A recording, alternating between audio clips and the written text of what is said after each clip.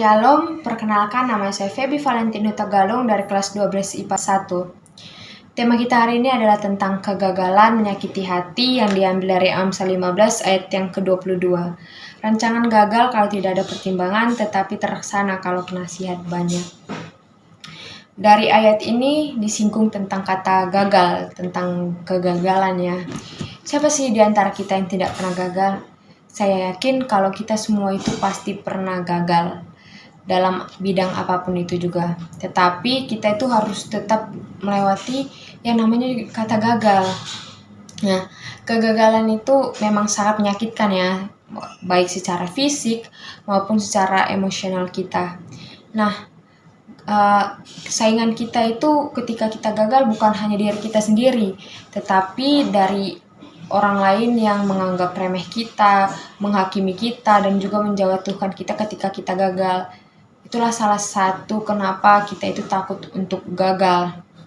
Nah, langkah penting untuk berhasil melalui kegagalan adalah belajar tidak menjadikan kalau gagal itu adalah urusan pribadi. Maksudnya jangan terlalu kalau kita gagal itu jadi tekanan dalam hidup kita. Tetapi jadikan kegagalan itu sebagai pengalaman dalam hidup kita. Dan kalau kita misalnya jadikan kegagalan dan tekanan dalam hidup kita, itu akan memunculkan hal-hal dan pikiran-pikiran yang negatif dalam hidup kita tentang kata gagal, sehingga kita takut untuk mencoba karena kita takut untuk gagal.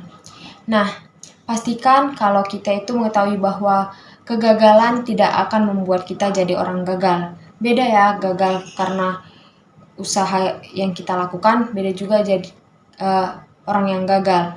Maksudnya kalau misalnya gagal karena usaha, itu maksudnya kita udah berusaha walaupun gagal, setidaknya kita mempunyai usaha untuk mencoba. Tapi kalau orang yang gagal itu orang yang tidak mau berusaha. Jadi jangan anggap kalau misalnya kegagalan itu membuat kita jadi orang yang gagal. Lalu penulis drama George Bernard Shaw itu pernah mengatakan kalau kehidupan yang dihabiskan dengan membuat kesalahan bukan yang itu lebih terhormat, melainkan lebih berguna daripada kehidupan tanpa berbuat apa-apa. Maksudnya itu kehidupan kita itu bahkan lebih terhormat walaupun kita melakukan kesalahan. Setidaknya kita mengeluarkan usaha kita, walaupun usaha kita itu menghasilkan kegagalan, daripada kita itu tidak melakukan sama sekali apapun usaha. Maka kita akan lebih terhormat jika kita itu melakukan kegagalan. Lalu untuk mematahkan ketakutan dan mematahkan lingkaran kalau kegagalan itu hal negatif, kita harus mau mengakui bahwa kita itu berbuat banyak kesalahan dalam hidup.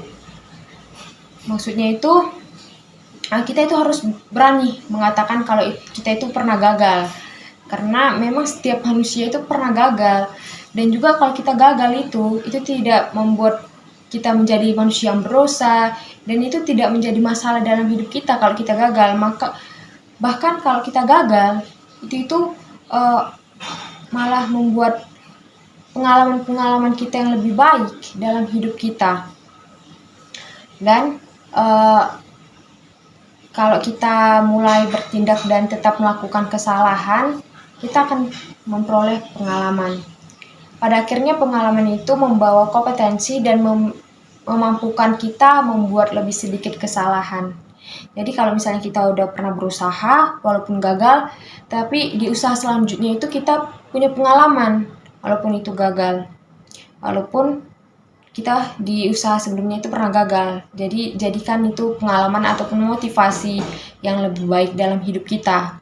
Jadi kegagalan itu ambil dalam hal yang positif, maka kita akan mendapat hal yang positif juga dalam hidup kita. Nah, dalam Amsal ini menasihatkan supaya kita tidak gagal.